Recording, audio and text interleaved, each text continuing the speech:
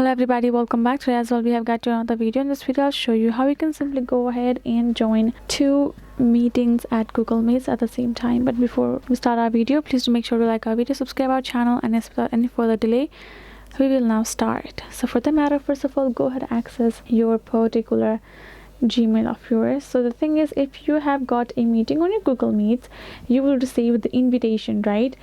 So let's say you have received the particular invitation right here in the inbox. So you're gonna tap on that join meeting option, and then it will simply lead you to the space you're gonna join that particular meeting, right?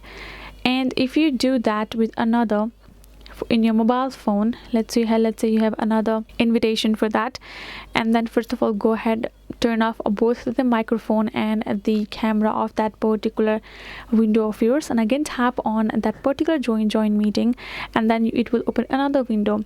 So the thing is, to make it easier, you have to access it from your Google itself, because if you do it from your app, it won't be quite the possible and won't be easy either. You have to do it from your laptop itself.